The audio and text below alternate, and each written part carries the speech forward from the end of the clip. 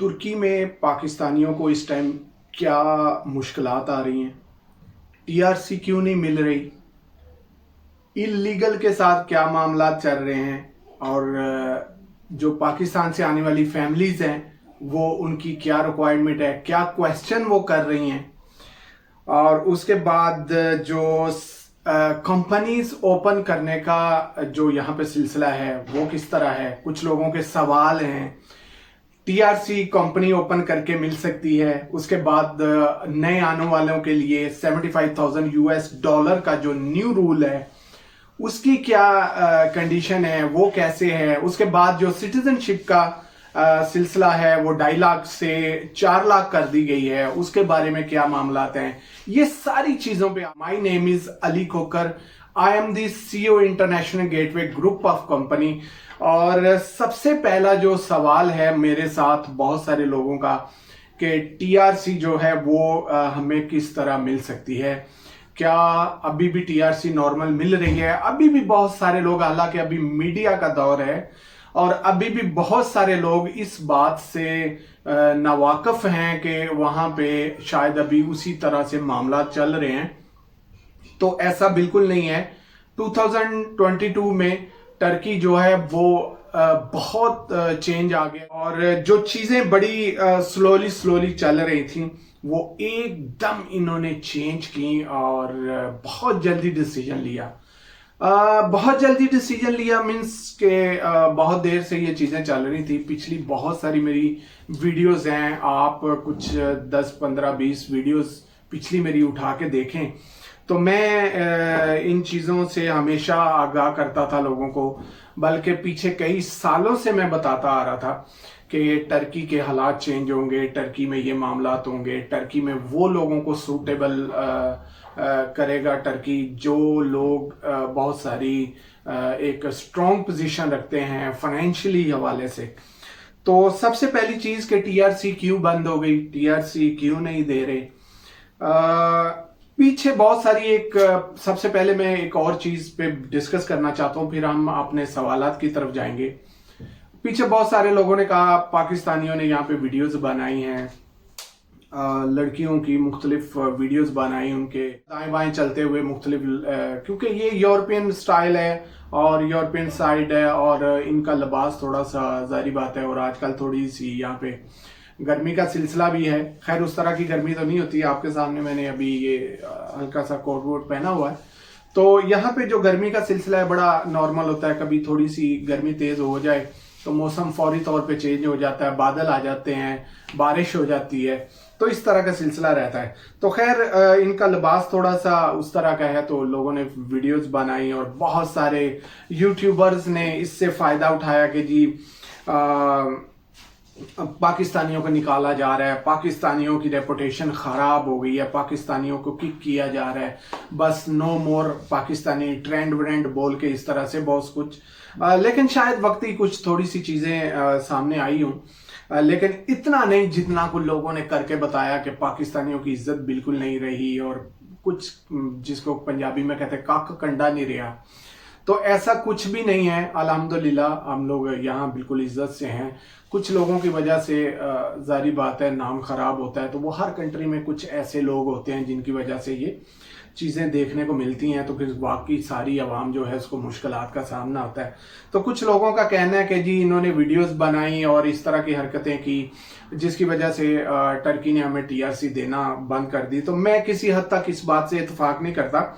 क्यों कि आपको पता है कि अभी रशिया और यूक्रेन की जंग का जो जैसे सिलसिला शुरू हुआ, आपने देखा होगा, आप कुछ आइडिया हो जाएगा मेरी बात से कि जैसे ये सिलसिला शुरू हुआ तो फौरी तौर पे इनके कानून में चेंजिंग आई। उसकी रीजन कि रशिया ने इधर मूव करना शुरू कर दिया। ऑलरेडी रशियन जो हैं वो अंतालिया को बहुत लाइक करते हैं, वहाँ बीचेस वगैरह हैं, तो ये जितनी प्रॉपर्टी वगैरह परचेज करते हैं रशियन लोग ये अंतालिया की तरफ ही करते हैं। माजरत के साथ आज मेरी वीडियो कुछ हो सकता है थोड़ी लंबी हो जाए क्योंकि बहुत देर के बाद टाइम मिला, बहुत मसरूफियत थी, डिफरेंट कंट्रीज से मुख्तलिफ क्लाइंट्स वगैरह का आना जाना लगा रहता है। तो कुछ आपको ये चीज़ें भी बतानी है कि टर्की में जो न्यू रूल्स आए हैं उसके हवाले से किन लोगों को फ़र्क पड़ा है और किन लोगों को फ़र्क नहीं पड़ा। खैर रशियन बता रहा था, रशियन जो है टोटली वो अंतालिया की तरफ रुख करते हैं। जैसे इनकी जंग शुरू हुई रशिया की और यूक्रेन की, और रशियन ने फिर ज़्यादा मूव करना शुरू किया और यूक्रेन ने भी मूव करना शुरू किया, तो यहाँ पे तादाद फॉरेनर्स की बहुत ज़्यादा हो चुकी है।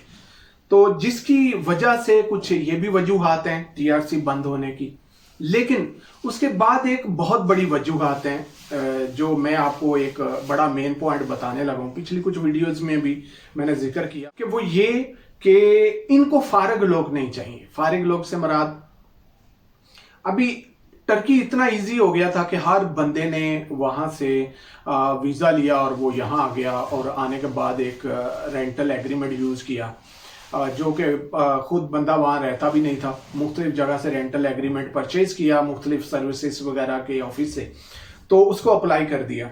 तो आजकल भी ये कुछ लोगों ने किया जिनके फिर उनको दिए तो नहीं, इन्होंने रिफ्यूज कर दिए हैं। ठीक है, तो ये एक पॉइंट भी है नए आने वालों के लिए जो ये सोच के आ रहे हैं कि भाई हम कोशिश करेंगे तो हमें मिल जाएगी, या जो लोग यहाँ पे मुख्तलिफ सर्विसेज दे रहे हैं। मैं किसी को ब्लेम नहीं कर रहा, लेकिन मैं देख रहा हूँ चीज़ों को कि बहुत सारे लोग जो हैं ऐसा कर रहे हैं कि लोगों को बोल रहे हैं जी टीआरसी मिल जाएगी, और उनको एक रेंटल एग्रीमेंट बना के दे रहे हैं जिसके अच्छे खासे पैसे ले रहे हैं, और बाद में जो है गवर्नमेंट उनके इंश्योरेंस के पैसे भी नहीं वापस करती, फिर गवर्नमेंट की जो फीस है वो भी नहीं वापस करती, फिर उसके बाद रेंटल एग्रीमेंट का जो सिलसिला है वो भी भाई क्योंकि वो एक टर्किश भी इन्वॉल्व होता है उसमें, तो वो एग्रीमेंट की पेमेंट भी आपको वापस नहीं मिलती। इस तरह मिल मिला के तकरीबन 5 से 6 हज़ार लीरा जो है वो आपके ज़ाया चले जाते हैं। आई होप कि टीआरसी का जो आपका सवाल है, जो क्वेश्चन मुख्तलिफ लोग करते थे, वो टीआरसी हवाले से उनको क्लियर हो गया होगा कि टीआरसी जो है नहीं मिल रही। आते हैं कि टीआरसी जो है वो किन लोगों को मिल रही है और किस तरह से मिल रही है। पीछे कुछ लोगों के प्रॉपर्टी के हवाले से मैं बाद में आऊंगा, पहले एक और मैं आपको सवाल बता दूं। नंबर 2 कि लोगों ने यहाँ पे आए और कुछ लोगों ने उनको बताया भाई हम लोग आपकी कंपनी परफॉर्म करेंगे और कंपनी के ऊपर आपका टीआरसी अप्लाई करेंगे और आपको मिल जाएगा। और कुछ लोगों को सुनने में आया कि मिले। मैंने ऐसा कुछ किसी को कंपनी परफॉर्म करके नहीं दी। मैं साफ बोल रहा हूँ कि टीआरसी के लिए मुझे बिल्कुल सवाल ना किया जाए, क्योंकि टीआरसी बहुत मुश्किल है। वो आगे आपको क्लियर हो जाएगा कि टीआरसी किन लोगों को मिल रही। तो लिहाजा कंपनी परफॉर्म करके तो लोगों के टीआरसी अप्लाई किए जा रहे थे, किसी को मिल गया किसी को ना मिला, तो इस तरह से कंपनी के पैसे भी गए और आपके टीआरसी के पैसे भी गए। अब कुछ दिन पहले एक फैमिली का हमने वीजा वहां से जमा करवाया, पाकिस्तान से अप्लाई किया फैमिली का। अब वहां पे ये चीजें तो वो 2 से 3 महीने पहले 4 महीने पहले मैं एक वीडियो बनाई थी जिसमें मैंने बताया था कि जो टर्किश गवर्नमेंट है वो आपका प्लान पूछ रही है, सारी डिटेल आपसे पूछती है। आप यहाँ पे जब जाते हैं टीआरसी अप्लाई करने तो वो पूछते हैं कि आप क्या करने आए हैं, आप कहाँ कहाँ विजिट करेंगे, क्या क्या चीजें आप सोच के आए हैं। तो होता ये था कि लोग हमारे जो थे उनको बताते थे कि हम अंतालिया घूमेंगे, बुर्सा घूमेंगे, अंकरा घूमेंगे, जो कि इस्तांबुल वगैरह हम घूमेंगे, इस तरह से।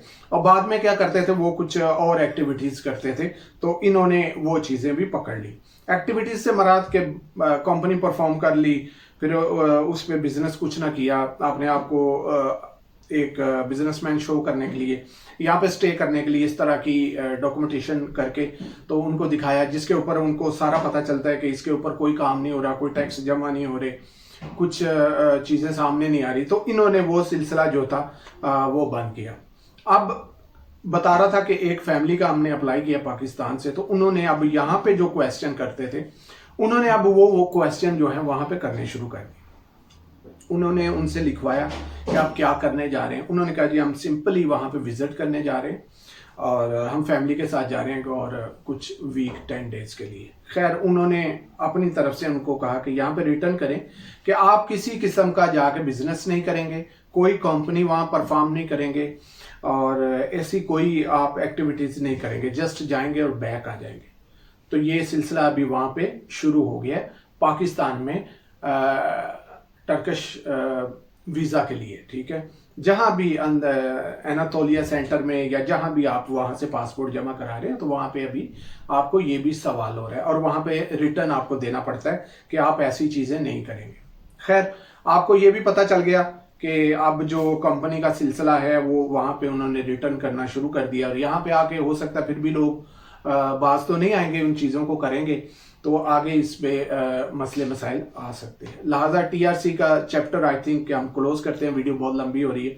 तो टीआरसी जो है इस वजह से नहीं मिल रही कि जैसा कि मैंने बताया कि लोगों ने कहा जी यहाँ पे पाकिस्तानियों ने कुछ गलत एक्टिविटीज़ की हैं जिसकी वजह से टीआरसी बंद कर दी गई। टीआरसी इन्होंने ऑलरेडी जो थी वो बंद कर दी हुई थी, रेंटल एग्रीमेंट पे ये टीआरसी नहीं दे रहे।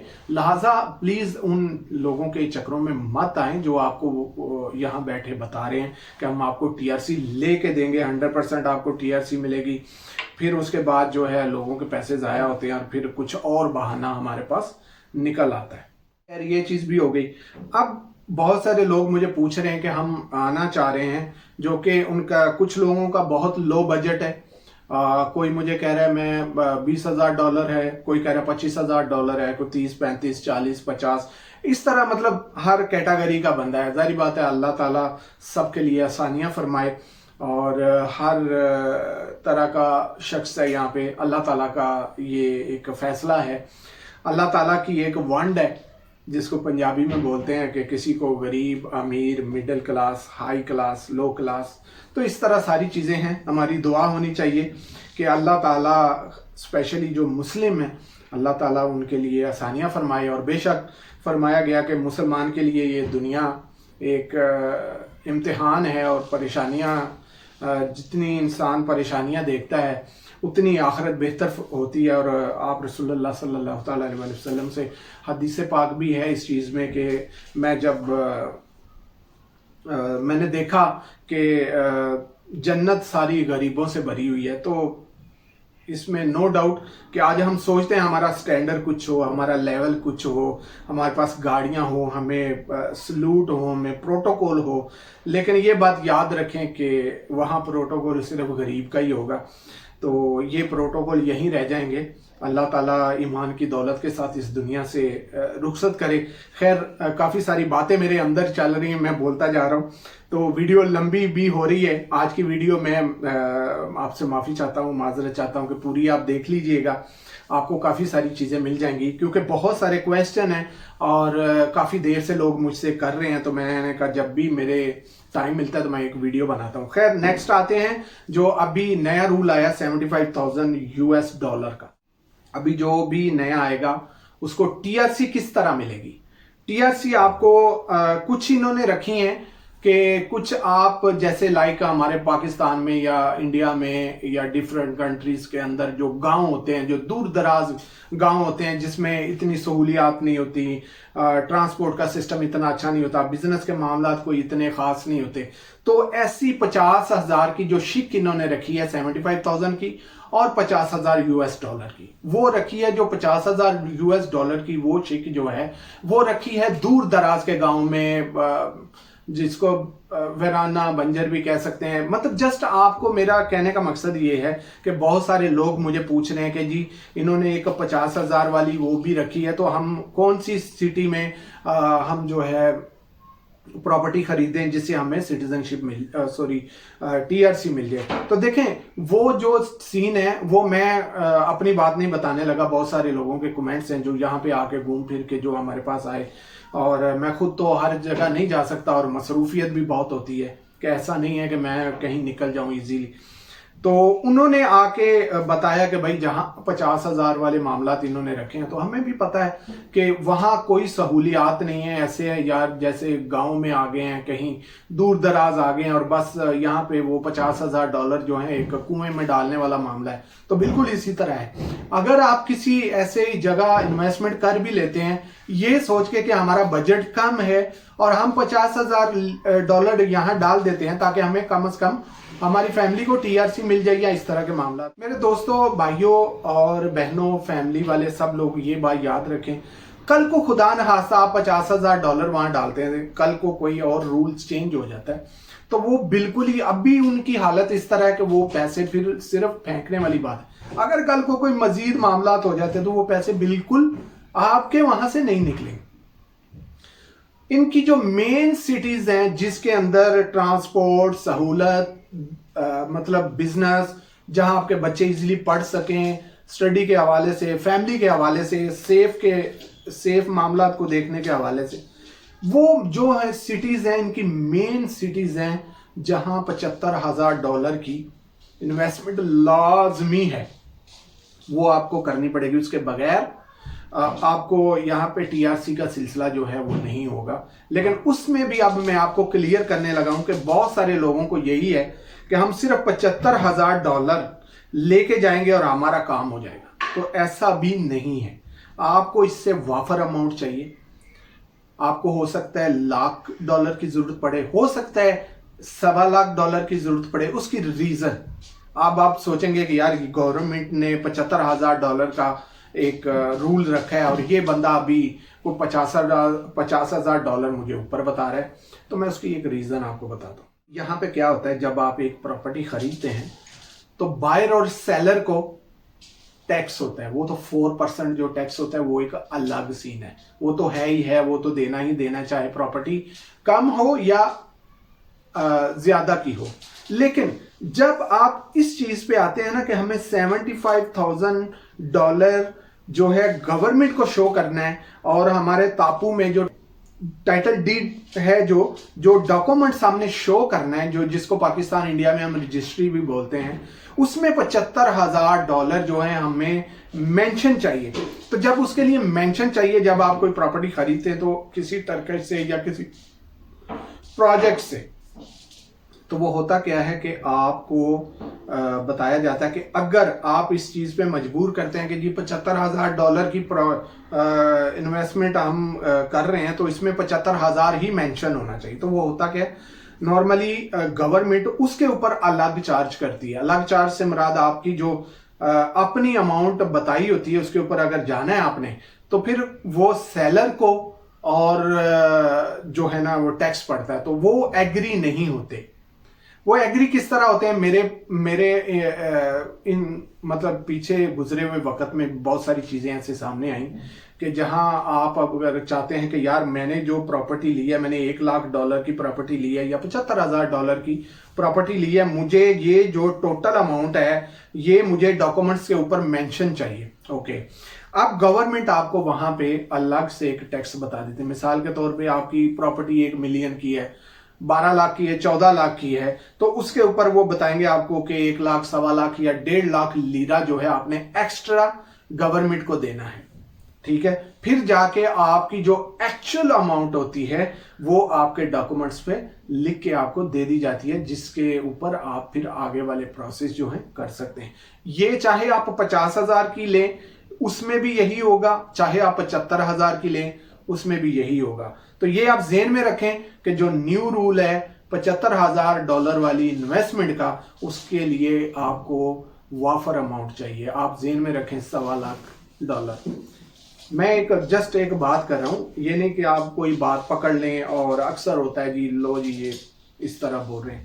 खैर, ये चैप्टर भी आई थिंक क्लोज। अगर आपका कोई भी सवाल हो तो मेरे स्क्रीन पे मैंने नंबर दिया होता है, उससे आप मेरे साथ डिस्कस कर सकते हैं, मजीद सवाल कर सकते हैं। और मैं कुछ अपने बारे में भी थोड़ा सा बता दूं कि हम लोग अल्हम्दुलिल्लाह जब आप आते हैं तो हम आपकी होटल लोकेशन से या किसी दूसरी लोकेशन से हमारे अल्हम्दुलिल्लाह ड्राइवर्स जाते हैं, आपको पिक करके ले आते हैं, जो कि फ्री ऑफ कॉस्ट होती है।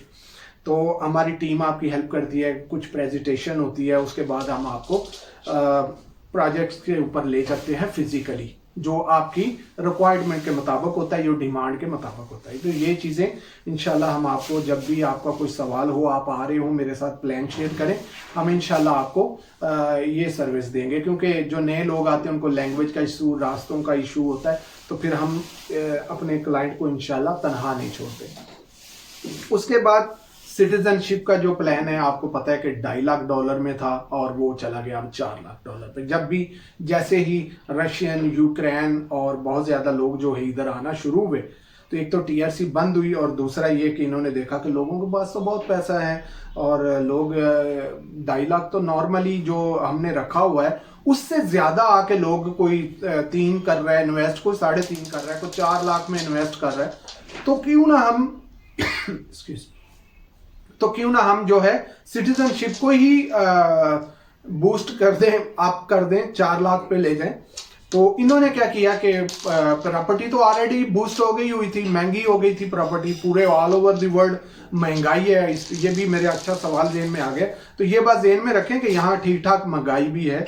आपको एक फैमिली के लिए सरवाइव करने के लिए, कम से कम घर का सिस्टम चलाने के लिए मेरे ख्याल से 10,000 लीरा जो है आपको, एक 2 4 5 मेंबर्स हों तो 10,000 लीरा मंथली आपको अपना सिस्टम चलाने के लिए चाहिए। तो ये भी एक लोगों का सवाल था, तो थोड़ा सा वो भी हो गया।